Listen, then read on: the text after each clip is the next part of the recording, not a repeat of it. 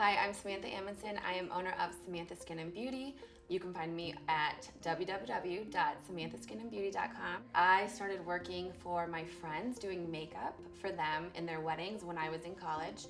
I started making a decent amount of money and I found myself thinking maybe I could do this for a living. So after that, I thought, okay, maybe I can make a career out of this. Meanwhile, I was getting my master's degree in mental health therapy, which is totally different from this, but sometimes I think life takes you on a different course than you planned, so I kind of just went with it. We started opening, we opened up this, and then we started Samantha Skin and Beauty officially about 5 or 6 years ago. And then ever since then, we've kind of just grown to what the market tells us is popular. We get credentialed in new businesses, in new procedures, in new treatments, and then I use social media to really gain a lot of my clients, and we kind of go from there. Initially, I'd always been interested in beauty services and hair and makeup, and it was just fun for me. I also kind of had bad skin growing up. I still don't have the best skin. Even having access to everything in the world, it's just normal. So I've always been the one that's like doing my friend's hair, doing my friend's makeup, helping them, get ready for like prom or homecoming and that kind of thing. And that's just always been what I've genuinely loved to do. And I've always just loved, making people genuinely feel beautiful. And then ultimately, if they feel beautiful, they feel better about themselves, which then comes more confidence and happiness and all that good stuff. Looking back, if I had a class like this, I feel like it would totally have directed me more towards, yes, college for sure, because I feel like I value the education that I did get from my undergrad degree, but my major would have been different. And, therefore the resources that I gained along the way would have been different. The connections that I gained along the way would have been different. So yeah, something I wish I knew when I first started was more the business side of things, which I'm sure people probably talk about a lot, but like the tax things, the state health department, correct distance from, the sink has to be a certain distance from here, and you need to have this amount of square footage, and sanitary things, and all those regulations. I feel like it took me sometimes getting in trouble or getting notified, to learn. So I think coming from my training where I didn't have much of the business side of the knowledge behind creating a business, that would have been more helpful for me, for sure. And also I feel like I wish I would have known the knowledge that it's okay to not make money initially, because most companies don't make money initially, and that's okay. So don't think that automatically you're failing if that's the case, but it sometimes takes years before you can actually be profitable. It's exciting when I can meet somebody new and I can get them on a regimen that makes them see improvement in their skin.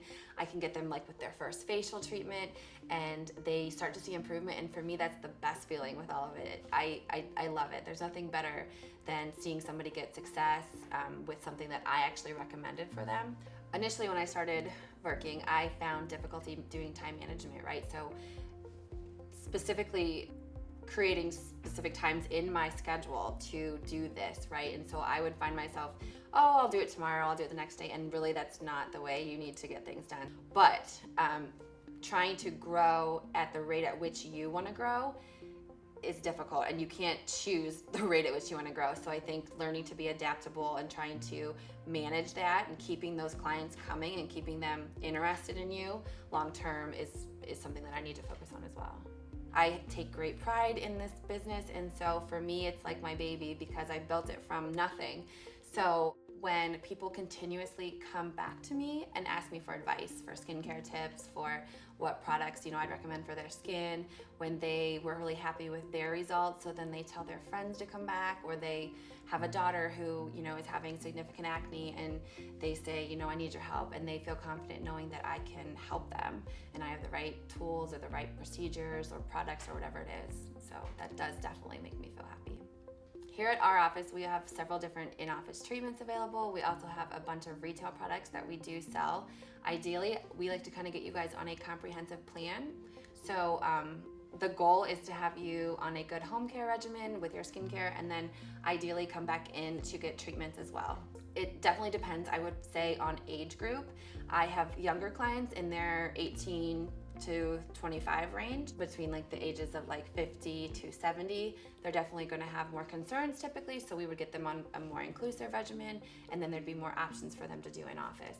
So in office, options, procedures that we have. The jet peel is a great one. It basically is a power washing for your face, but it can also treat discoloration, anti-aging, acne, fine lines, wrinkles, all those fun things that nobody seems to want. And then we kind of switch gears and have some permanent makeup options. So we do microblading, which is basically semi-permanent makeup for your eyebrows. And it sounds kind of crazy, but it's basically creating tiny little strokes into the skin around your eyebrow and then inserting pigment into them that matches your eyebrow hair, ultimately making your eyebrows look more fuller, more youthful, all those fun things too.